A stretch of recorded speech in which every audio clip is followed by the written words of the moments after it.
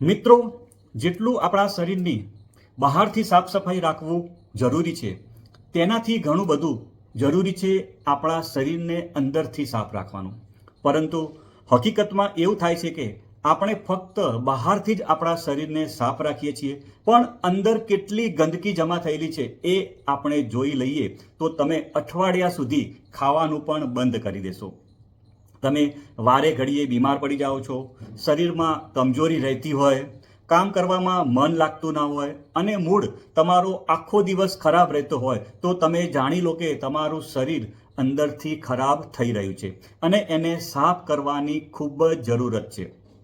તો આજના વિડીયોમાં આપણે જાણીશું કે આયુર્વેદના નિયમ પ્રમાણે આપણા શરીરને અંદરથી સાફ કરવાની 5 રીતો વિશે, જેને તમે અનુસરશો તો તમે તમારા શરીર અને આંતરડાને અંદરથી સાફ કરી શકશો. મિત્રો, ડિટોક્સિફિકેશન આયુર્વેદમાં ખૂબ જ જરૂરી કોન્સેપ્ટ છે, જે આપણને બીમારીઓથી બચાવવાનું કામ કરે છે અને આખો દિવસ આપણને એનર્જી આપવાનું કામ કરે છે. તો ચાલો સમજીએ કે કેમ શરીરને અંદરથી સાફ રાખવાનું જરૂરી છે અને આ 5 સરળ રીતથી આપણે આપણા શરીરને અંદરથી સાફ રાખી શકીએ છીએ. મિત્રો, પહેલાં આપણે એ સમજીએ કે આપણા શરીરમાં જમા ગંદકી ક્યાંથી આવે છે અને કેવી રીતે આપણા શરીરને નુકસાન કરે છે. મિત્રો, શરીરમાં જમા થયેલી ગંદકીને આયુર્વેદ પ્રમાણે અમા કહેવામાં આવે છે અને આ અમા આપણા ખાવાની ખોટી રીતના કારણે થાય છે. જ્યારે આપણે આડા અવળા સમયે ખાવાનું ખાઈએ છીએ અને આપણે બહારનું અનહેલ્ધી ખાવાનું ખાઈએ છીએ અને એના લીધે આપણી પાચન ક્રિયા બરાબર કામ કરતી નથી અને આના અડધા પચેલા અવશેષોના લીધે શરીરમાં ગંદકી થવાનું ચાલુ થઈ જાય છે અને આ ગંદકી પહેલાં આપણા આંતરડામાં જમા થવાનું ચાલુ થાય છે અને જ્યારે આપણા આંતરડામાંથી પોષક તત્વોનું શોષણ થાય છે, તેની સાથે સાથે આ ગંદકીનું પણ આપણા શરીરમાં આંતરડા દ્વારા શોષણ થવાનું ચાલુ થાય છે અને આ ગંદકી આપણા લોહીમાં ભળવાનું શરૂ કરી દે છે અને ધીમે ધીમે આખા શરીરમાં ફેલાવાનું ચાલુ કરી દે છે અને આ ગંદકી આપણા શરીરના મુખ્ય અંગો તરફ પણ પહોંચી જાય છે અને એ આપણા શરીરમાં હેલ્થ કોમ્પ્લિકેશન વધારવાનું કારણ બને છે. વિચારો કે આપણા શરીરમાં આ ગંદકી કન્ટિન્યુઅસલી જમા થતી જાય તો આપણા શરીરમાં chronic inflammation, auto immune disease, જેમાં આપણું શરીર આપણા જ હેલ્ધી ટિશ્યુ પર હુમલો કરે છે અને હોર્મોનલ ઇમ્બેલેન્સ, જે આપણા શરીરમાં ઘણા બધા પ્રકારની બીમારીઓ ઉત્પન્ન કરવા માટે જવાબદાર છે. એટલું જ નહીં, મેન્ટલ હેલ્થ પર પણ ખરાબ અસર જોવા મળે છે, જેમાં એન્ઝાયટી, ડિપ્રેશન અને ખરાબ મૂડ જેવી સમસ્યાઓ આના લીધે જોવા મળે છે.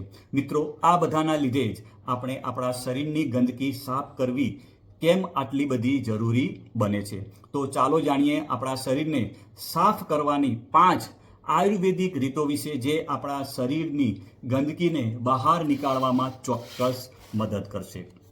મિત્રો, પહેલી રીત છે જેમાં આપણે સવારે ઉઠીને નવશેકા પાણીમાં લીંબુ નાખીને પીવાનું. મિત્રો, આ એકદમ સહેલી રીત છે, જેનાથી આપણે આપણા દિવસની શરૂઆત કરી શકીએ અને આખી રાત જમા થયેલી ગંદકીને શરીરની બહાર નીકાળી દઈએ.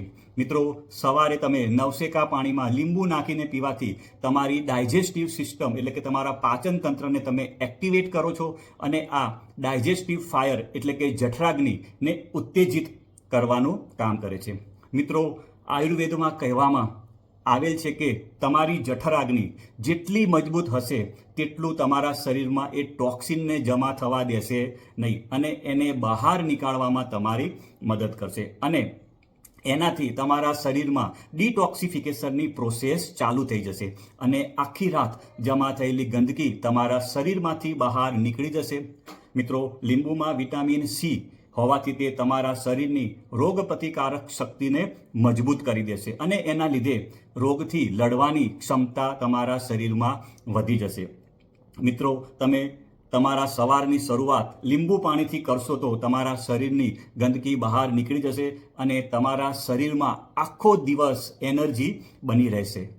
તો મિત્રો, પહેલી આસાન રીત છે રોજ સવારે ખાલી પેટે નવશેકા પાણીમાં આપણે લીંબુ નાખીને પીવાનું.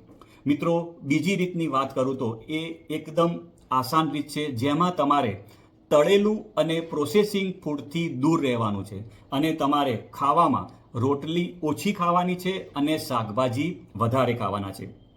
મિત્રો, વાત કરીએ તો તળેલા અને પ્રોસેસ ફૂડમાં ખૂબ જ માત્રામાં અનહેલ્ધી ફેટ અને કેમિકલ્સ હોય છે, જે આપણા લીવર ઉપર એક્સ્ટ્રા લોડ નાખે છે અને આ પાચનને ડિસ્ટર્બ કરી નાખે છે. આવા ફૂડને ડાયજેસ્ટ થવામાં ખૂબ જ સમય લાગે છે અને એના લીધે એ આપણા આંતરડામાં સડવાનું ચાલુ કરી દે છે અને ગંદકી ઉત્પન્ન કરવાનું કામ કરે છે. એટલે તમારે તળેલા, પ્રોસેસ ફૂડ અને મેદાથી બને એટલું દૂર રહેવું જોઈએ.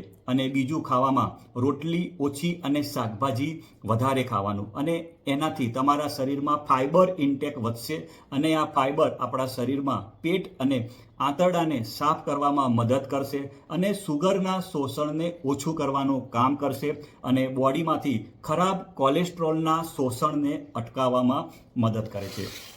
અને રોટલી વિશે આપણે વાત કરીએ તો બને ત્યાં સુધી મેદાથી બનેલી રોટલી નહીં ખાવી જોઈએ અને તમારે એના બદલે બાજરીમાંથી બનેલી, જુવારમાંથી બનેલી, રાગીમાંથી બનેલી અથવા મકાઈમાંથી બનેલી જ રોટલીનો તમારે વધારે ઉપયોગ કરવાનો. એની પાછળનું કારણ એ છે કે તેની અંદર ફાઇબર વધારે હોય છે અને ખાવામાં પણ એકદમ સ્વાદિષ્ટ અને આપણા શરીરને ખૂબ જ હેલ્ધી રાખવાનું કામ કરે છે. મિત્રો, ક્યારે ખાવું એ પણ ખૂબ જ અગત્યની વસ્તુ છે કે આપણે શું ખાવું. મિત્રો, તમને આ વિડીયો પસંદ આવતો હોય તો પહેલાં જરૂરથી એક લાઈક આપી દેજો.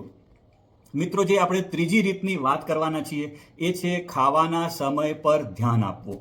મિત્રો, રાત્રે વહેલા જમવાનું અને સવારે લેટ બ્રેકફાસ્ટ એટલે કે આપણે મોડા નાસ્તો કરવો એ ખૂબ જ સારી ટેવ છે, જેને તમે અનુસરશો તો ઘણા બધા રોગો તમારી આસપાસ પણ આવશે નહીં. અને મિત્રો, મોડર્ન સાયન્સમાં આને ઇન્ટરમિટન્ટ ફાસ્ટિંગ કહેવામાં આવે છે, જે આજકાલ ખૂબ જ ફેમસ થઈ રહ્યું છે.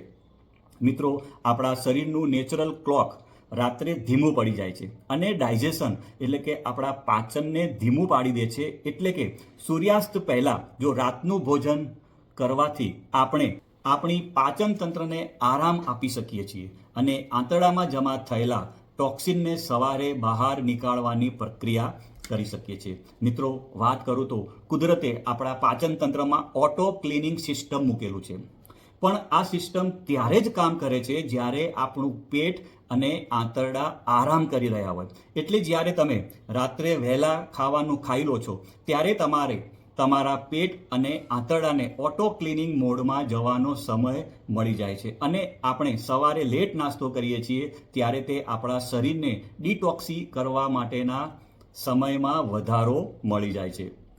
મિત્રો, ચોથી રીતની વાત કરીએ તો રેગ્યુલર ફિઝિકલ એક્સરસાઇઝ કરવાની છે. એટલે કે મિત્રો, તમારે કસરત કરવાની છે અને કસરત આપણા શરીરને ફિટ રાખવાનું કામ કરે છે, સાથે સાથે આપણા શરીરને ડિટોક્સિફાય કરવામાં પણ મદદ કરે છે.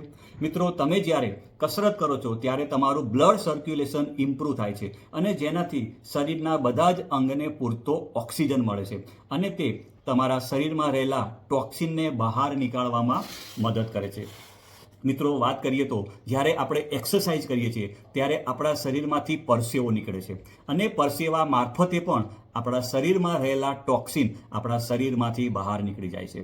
મિત્રો, આયુર્વેદમાં એવું કહેવામાં આવેલું છે કે રોજે રોજ કસરત કરવાથી વાત, પિત્ત અને કફનું સંતુલન જળવાઈ રહે છે.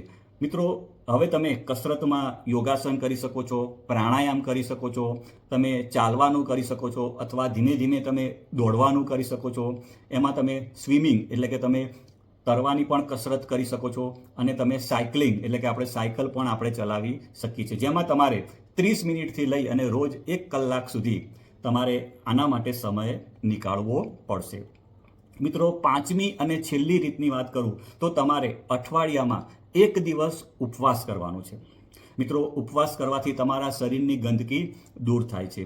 જ્યારે તમે ઉપવાસ કરો છો ત્યારે તમારું જે પાચન તંત્ર છે એ આરામ કરે છે અને આ આરામના સમયમાં એ શું કરે છે, એના અંદર જે વસ્તુ ખરાબ થઈ ગઈ હોય એને એ પોતે જાતે જ રિપેર કરવાનું કામ કરે છે અને રીજનરેશન કરવાનું પણ કામ કરે છે.